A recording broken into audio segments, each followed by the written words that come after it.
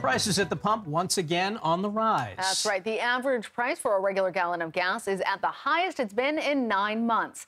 AAA says the average price is $3.83 a gallon. And that's a dramatic difference from just last week when the average was $3.73 a gallon.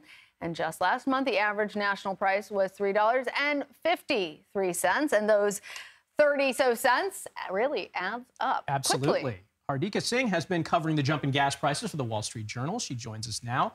Thanks so much for sitting down with us. So the big question here is, why are we seeing these prices jump again? It has been an exorbitant rush of gas prices going up, right? We have seen refinery issues. We have seen Saudi Arabia cuts. So just to break some of those topics down, in refinery issues, this hot weather has really made it hard to, refine crude into different products. We need to have like this cooling process to take raw crude, and make it into different distillates and whatnot. And obviously that has been much harder. Plus, we have the upcoming hurricane season, which could knock some of the refiners online. And Wall Street right now is betting that because of that, supply will go down some. And that is also helping to push up prices a little bit. And across the U.S., we have seen temperatures rise into like triple digits and stay there far longer than normal. So that is also boosting prices. Yeah, I was curious as how the heat plays a role in gas prices. Yeah, so the air outside is so much hotter, and that is needed to sort of cool down these products. And obviously, they can't exactly do that right now because it is so hot. So at this time of the year, it's sort of normal to see refiners pare back some of their fuel runs. But since the air has been so hot, they have been sort of like, unable to do that. Yeah, and the summer additives, obviously more expensive, adds to the cost of gas. Yeah. You also mentioned Saudi Arabia. Tell us what role Saudi Arabia has in cutting oil output and how much that's contributing to this increase in costs. Saudi Arabia is one of the bigger producers in OPEC, right? What they do has a huge impact on oil prices.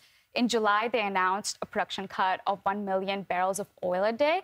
And that came on top of previously announced cuts. So initially, the market didn't really have a reaction. But, investors were really worried about what the upcoming recession could look like and how that could hurt travel demand. But then suddenly we have seen, gas prices start to go up, oil prices go up, because on top of Saudi Arabia cuts, we have seen UAE and some other producers also extend their previously announced curbs. Meanwhile, we have Russia, who has been just pumping out cheap crude into the market. So there's these various push and pull factors, and it seems like it's finally having sort of an impact on gas prices. How are consumers reacting to all this? It's been tough for consumers. Gas prices is one of the things that they see first when they are at the pump, right? You can just see the number going up and up.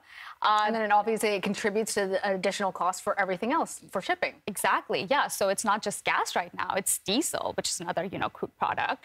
We have seen diesel prices, which go into effect in agriculture, manufacturing, trucking, all these various things also go up. So consumers have had to pull back from other aspects of their spending as well. So they are perhaps not going out for lunch during the middle of the workday anymore. They're bringing home, they're bringing food from home. And then some of the people that we spoke with for this story, they were saying that they are changing their cars. So one woman we spoke with, she no longer has her Chevy Camaro. She bought a hybrid Kia Niro so that her fuel cost would go down 1/3 of what it used to be. Interesting. Yeah. So. Well, Hardika Singh, thanks so much. We appreciate it. Thank you.